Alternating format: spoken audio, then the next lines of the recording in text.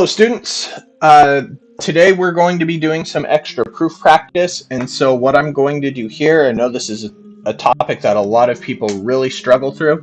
I'm just going to do the entire assignment right here, so this video is going to act as your answer key. So in this one right here, actually anytime we do one of these problems, I want you to go ahead and pause it, see if you can do it on your own, and then come back and watch through how I do it and see if it matches up. Now, also, a lot of the times when we're doing proofs, there's more than one correct way to do it. So just because you don't do it the exact same way as I do, doesn't mean that you're incorrect. So looking at this one, first thing I see is n is parallel to m, and that's given. So I'm just going to mark that on my picture. These are parallel. And what I should be thinking is anytime I see that there are parallel lines, I'm allowed to use alternate interior, alternate exterior, consecutive interior, or consecutive exterior, along with corresponding angles. So the first thing that it says is A is equal to H. A is equal to H. So I want to look at those and say, why are those two congruent? Well, the lines are parallel. A is congruent to H. That is because they're on the outside and they're on opposite sides of the transversal. Those are alternate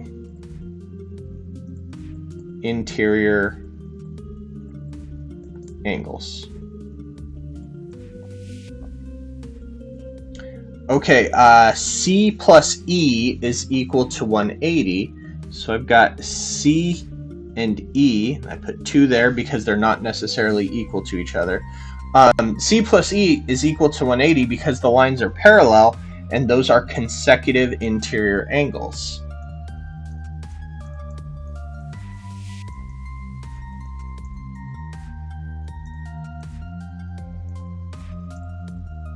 And now that I'm writing that, I'm seeing that I made a mistake just a second ago. Very first thing that I wrote, A is equal to H. Those are not interior angles, those are exterior angles. Sorry about that. Okay, A is equal to D. Now, we have a lot of students mess up on this one because they say, well, A is exterior, but D is interior. And the thing I want you to focus on is I actually don't even need both parallel lines to get to A and D. So if I'm not using both parallel lines, I shouldn't be using any of my parallel line words. A and D are actually congruent because of vertical angles. They're directly across from each other. And F plus H is equal to 180. So I've got F here and H here. And again, those don't use both parallel lines, so I shouldn't be using the parallel lines vocabulary. F and H add up to 180 because they are a linear pair. Okay, moving on to number 2. Okay, R is parallel to S, and 1 is supplementary to 3. Now, the reason I brought this one up is this is one that we used on a quiz, and I wanted to bring up how to go over that. So, number 1, I'm going to just state my my givens. R is parallel to S, and that's given. Step 2, I can say measure of angle 1 plus measure of angle 3 is equal to 180, and that's because of the definition of supplementary.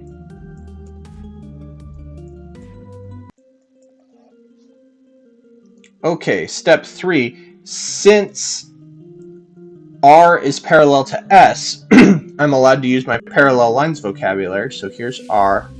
Angle 1 and angle 2, I can say that those are congruent to each other because they're corresponding angles.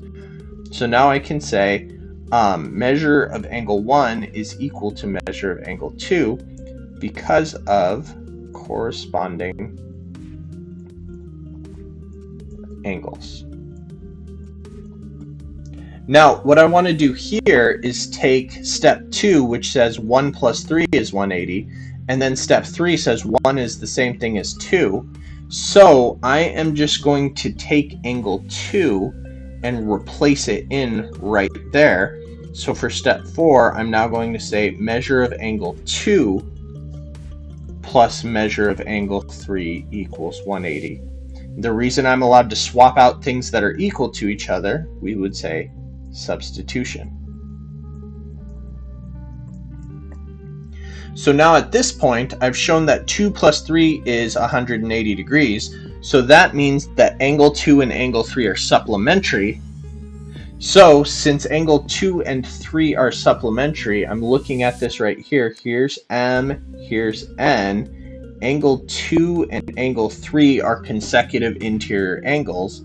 So if consecutive interior angles are supplementary, then the lines must be parallel. So step 5 would be line M is parallel to line N because of the consecutive interior angles converse.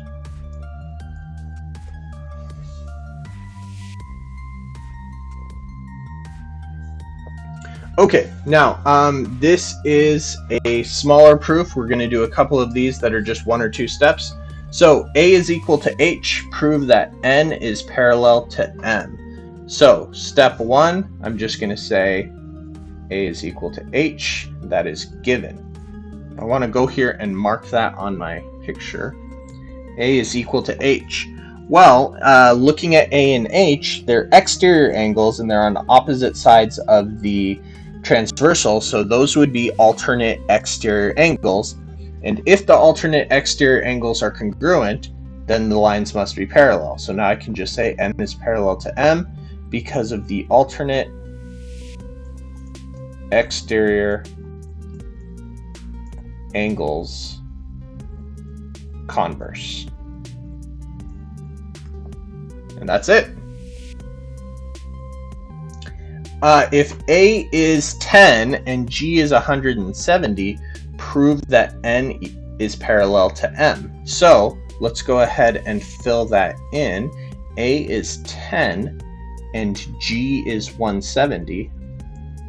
So I'm looking at the relationship between A and G right now, and those would be consecutive exterior angles. So what I would say here is 1, A equals 10, G equals 170, and that is given. Step 2, A plus G is equal to 180. We could call that algebra.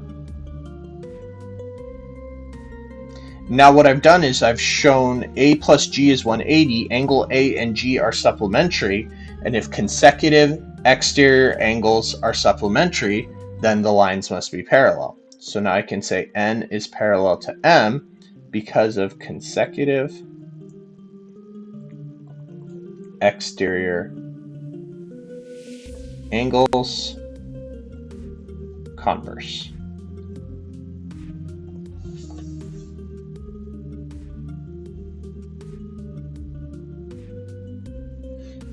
Okay, number 5. Given that D is 45 and G is 135, prove N is parallel to M. So again, step 1, D equals 45, G equals 135. That is given. So let's fill that in. D is 45 and G is 135. Now this one's kind of weird because they are not corresponding angles. They're not any of my other angle pairs, and so the angles as they are right now don't do any good for me. So what I have to do is use those angles to find another angle that's going to help me. There are lots of different ways to do this. The way I would like to do this is I would just use vertical angles. So if G is 135, then I can just jump across here with vertical angles and say F is also 135. So I can say, step 2, F is 135 because of vertical angles.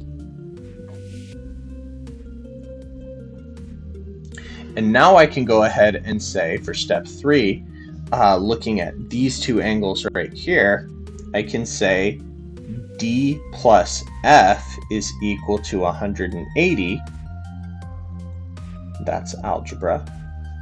And now that I know that those two angles are supplementary, I can now say n is parallel to m because of the consecutive interior angles converse.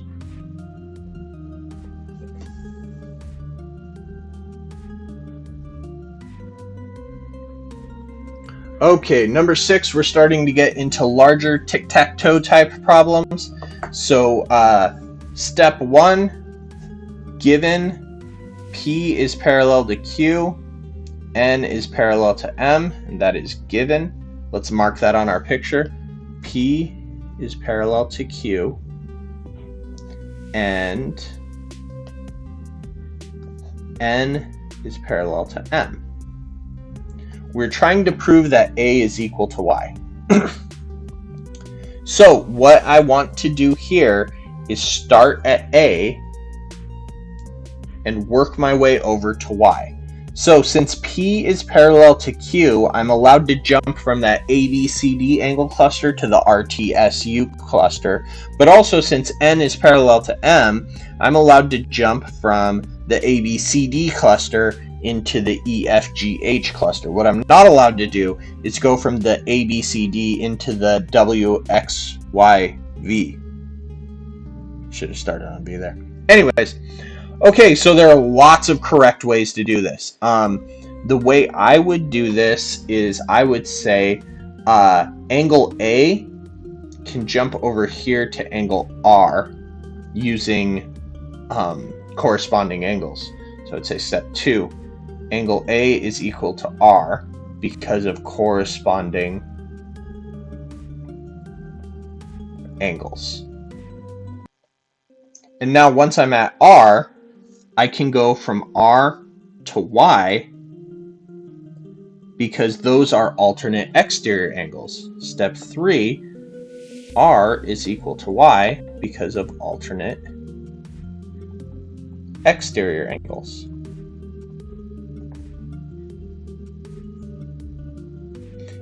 And now, since A is equal to R and R is equal to Y, I'm allowed to say A is equal to R, which is equal to Y, so A is equal to Y, and that is called the transitive property.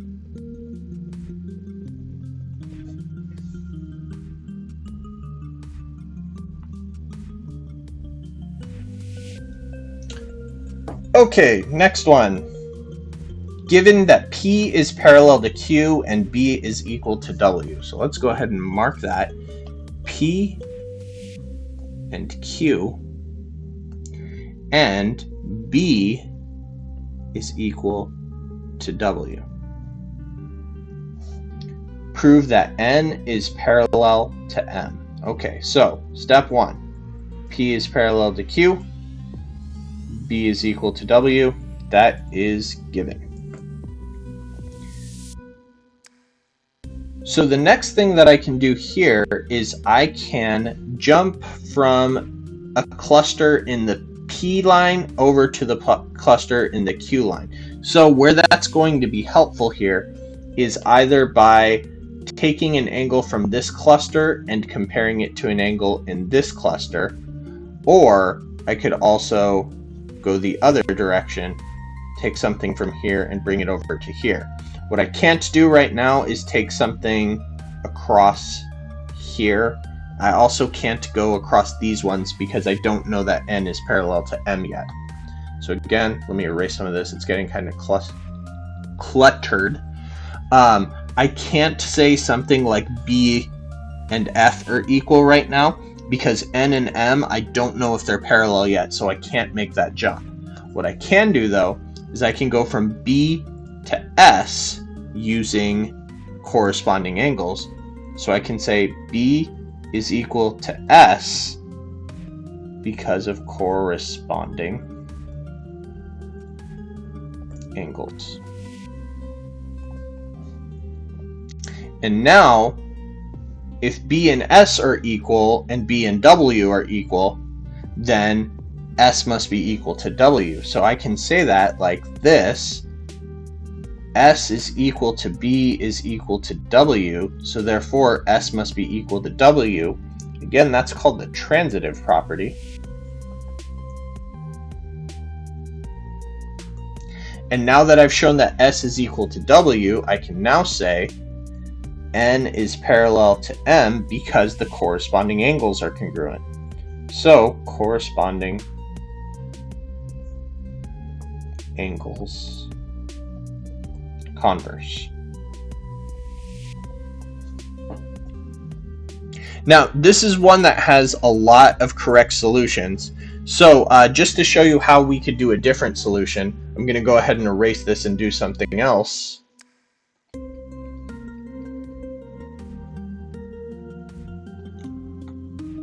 Okay, so again, keeping my givens, if I had chosen to start at W, I could have said W and G are congruent.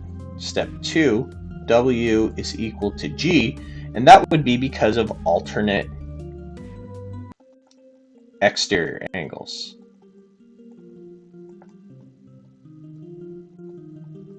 And now I can say that W is, B is equal to W, which is equal to G, so therefore B is equal to G, and that is the transitive property.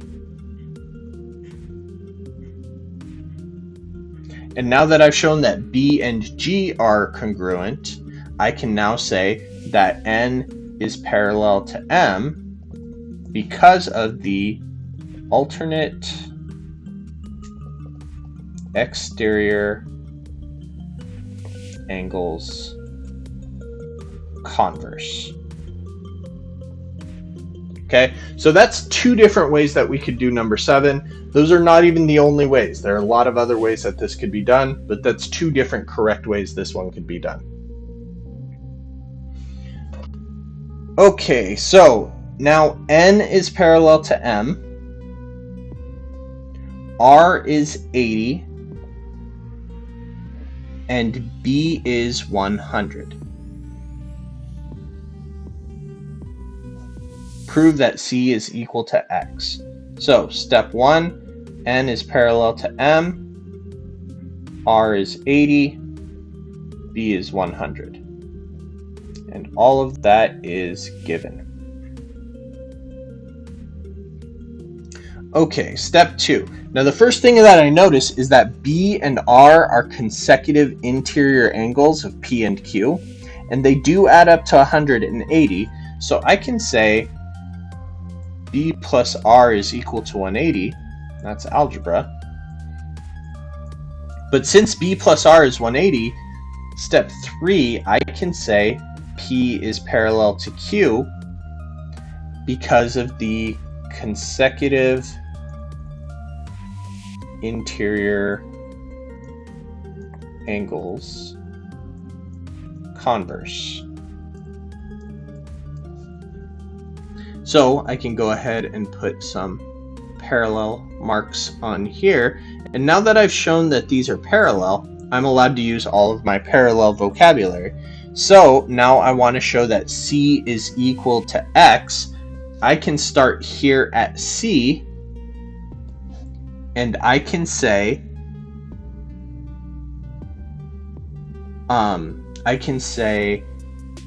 C, let me switch back to my pink color. C is equal to G, going from here to here, because of corresponding angles.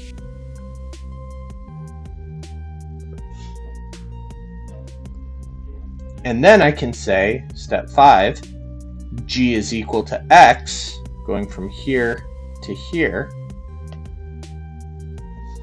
because again, corresponding angles.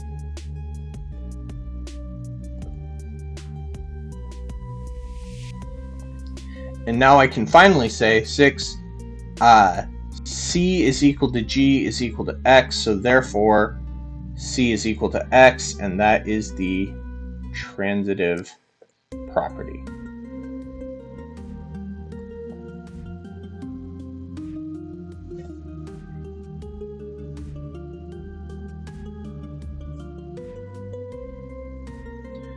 Okay, 3 more.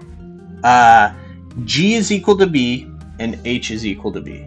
So G equals V, H equals V, that is given. Let's mark that. G is equal, oops, I wrote that incorrectly. G is equal to B. And H is equal to V.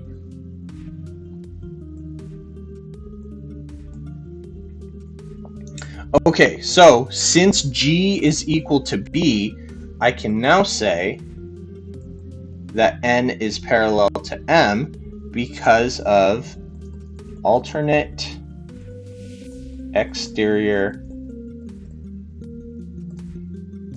angles converse. But the fact that H and V are equal to each other, sorry, before I go any further, let me put my marks on here. The fact that H and V are equal to each other lets me know that P and Q are parallel, because I see that those are congruent and those are alternate interior angles.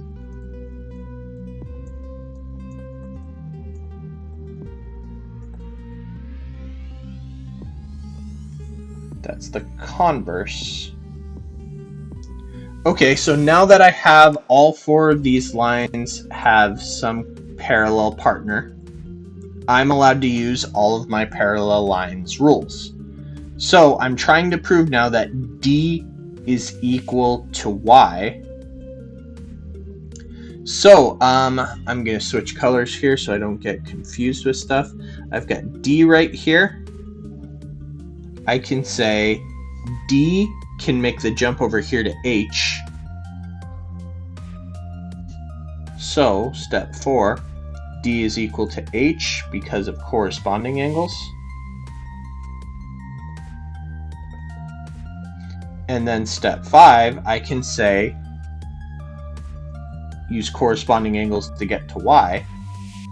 H is equal to Y, again corresponding angles.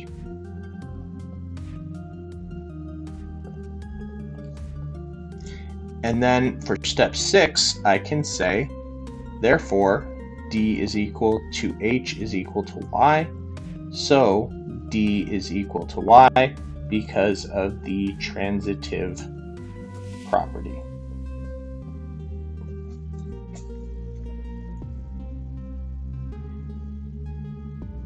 Number 10. Now, this one was meant to be a level C quiz, so this one's going back and getting a little bit easier. In fact, looking at that, H is 10 and C is 170. Oh, that's very similar to one that we've done earlier. So I'm just going to say H is 10 and C is 170.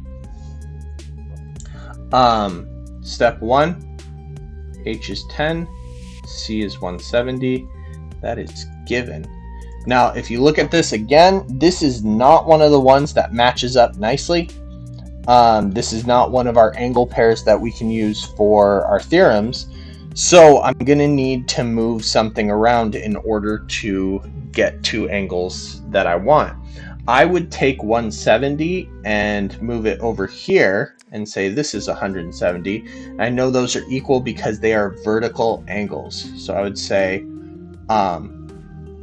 B is 170 because of vertical angles. And now I can say for step 3, B plus H is equal to 180. Because we added them together, I can say that's algebra. And now step 4, I can say, since B and H add up to 180, N must be parallel to M because of the consecutive exterior angles converse.